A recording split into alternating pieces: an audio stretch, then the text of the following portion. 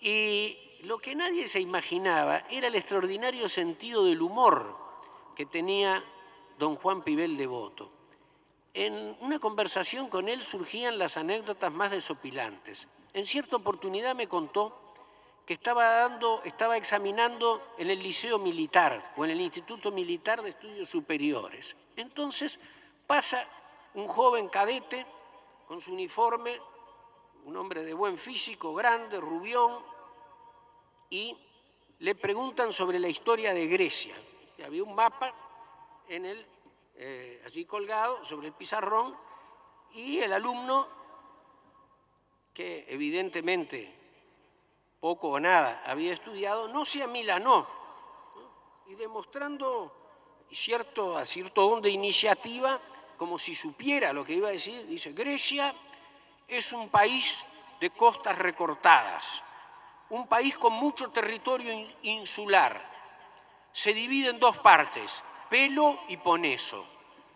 Terminó su examen, dijo don Juan, pero el futuro general Ventura Rodríguez, que integraba la mesa, lo quería salvar al estudiante. Decía: no, reveló condiciones muy buenas para un militar, no se amilanó ante las dificultades, es un ignorante, que vuelva en el próximo periodo a dar examen. Otro cuento notable que me hizo en cierta oportunidad fue el siguiente. A principios del siglo XX, dio una conferencia sobre la pena de muerte una persona de cultura enciclopédica que había sido profesor de Derecho Administrativo, decano de la Facultad de Derecho y no sé cuántas materias, el doctor Carlos María de Pena. Pero resulta que su disertación fue interminable, agotó el tema y habló infatigablemente durante 4 horas, nada menos. Entonces, bueno, el auditorio se retiró cansado y varios de los jóvenes oyentes, íntimos amigos en aquella época, se retiraron por las calles de la Ciudad Vieja. Eran Alberto Guani, Julio Guani, Luis Alberto de Herrera y Juan Andrés Ramírez.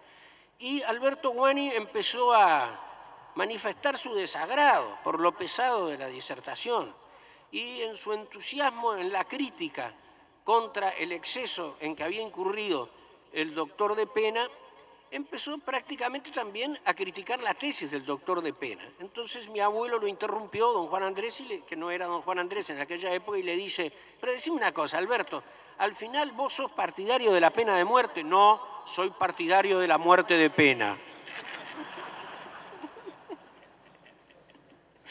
Después conoció a don Angelcito. Don Angelcito era el padre del famoso de don Julio, del presidente de la banca de Quinielas, personaje a quien yo conocí en el deporte como presidente del Club Cordón, en el básquetbol.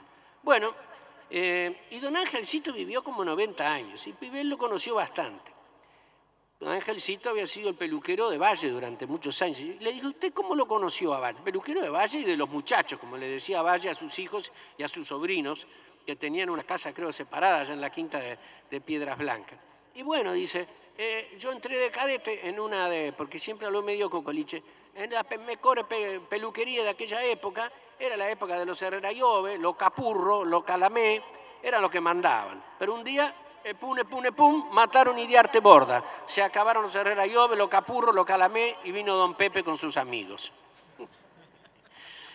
Pero las conversaciones con don Juan tenían los giros más inesperados, y realmente una de las cosas más sorprendentes era el trato que a él le dispensaban figuras extraordinarias de la vida del país. Por ejemplo, al terminar su periodo en la presidencia de la República, el doctor Juan José de Amézaga se va del Palacio Piria y pasa a residir en el hermoso edificio que en la Plaza Zavala, donde hoy está la sede del Discount Bank.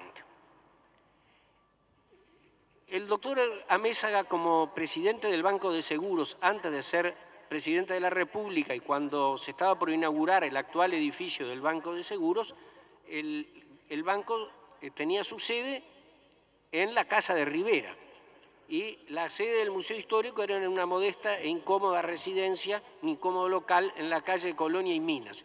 Entonces el joven don Juan Pibel Devoto se anima a ir a ver al gran ciudadano que ya se sabía que iba a ser el presidente de la República, el ilustre doctor Amézaga, y le pide que le done la casa, que se destine la Casa de Rivera, que no iba a ocupar más el Banco de Seguros, como para sede del museo. Accede de inmediato el doctor Amézaga, hace una donación, instrumenta una donación modal y la Casa de Rivera pasó a ser la sede del Museo Histórico Nacional, donde aún está.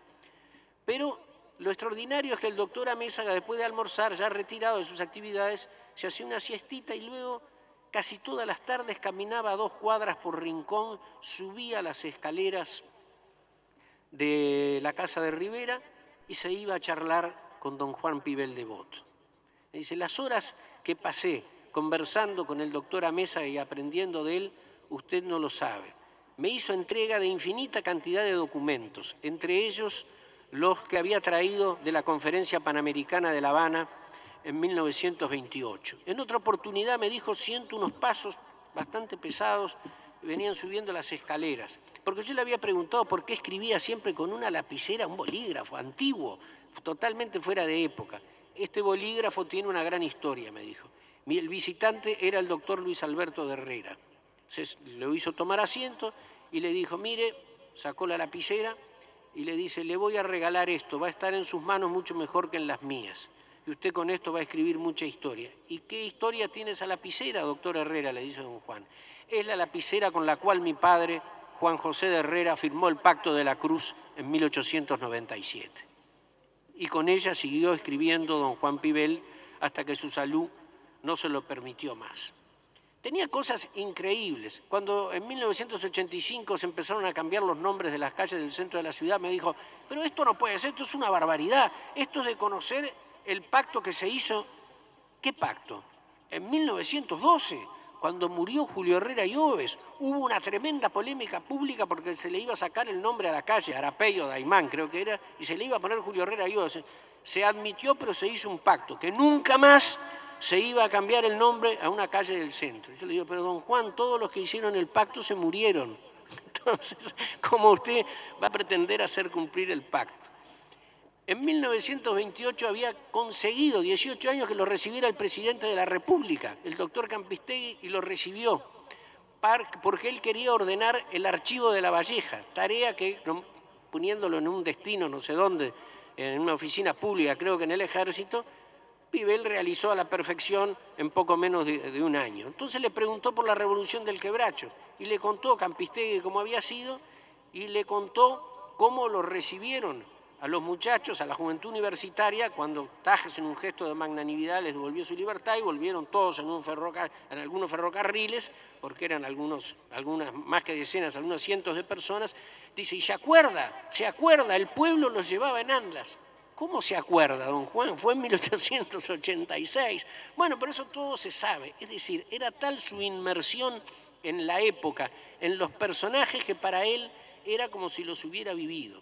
Y hablando de Julio Herrera, un día me dijo, los 3 grandes talentos de la segunda mitad del siglo XIX del Uruguay fueron, y esto no significaba una prelación, un orden, Julio Herrera Lloves, Francisco Bauzá y Carlos María Ramírez.